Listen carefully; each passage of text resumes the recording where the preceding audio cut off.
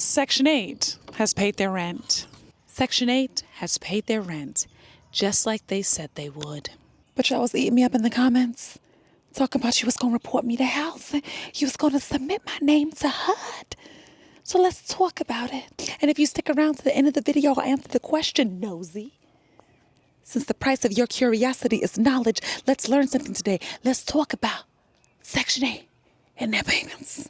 I said in my last video that Section 8 had not paid their rent.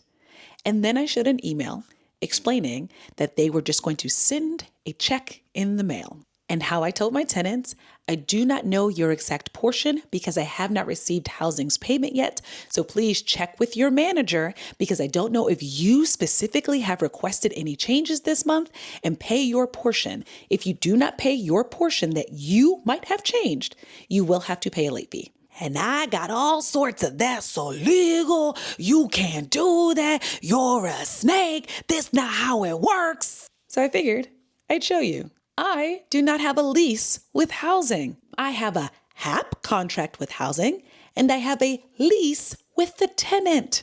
And I'm going to show you the HAP contract so you can see that they don't sign a lease with me. The HAP contract term commences on the first day of the initial lease term. At the beginning of the HAP contract term, the amount of the housing assistance payment by the PHA, or the Public Housing Authority, to the owner is blank per month.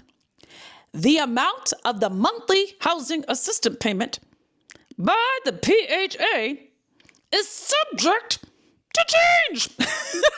This is a HAP contract between the PHA and the owner. The HAP contract is entered to provide assistance for the family.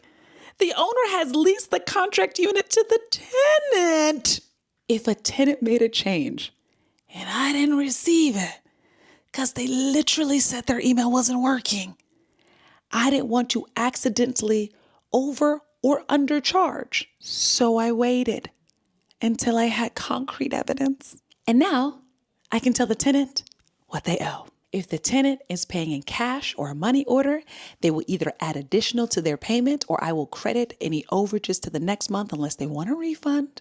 And if they're paying through Rent Ready, I will go in tonight and add the appropriate credit based on what's on this check to their account so that they can finish the rest of their payment online.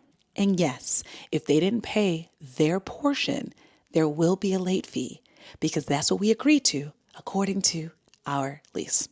I hope that clarified. And for those of you who stuck around to the very end, here is your answer. I have one remaining tenant who has not paid their rent in full. I hope that helps, guys.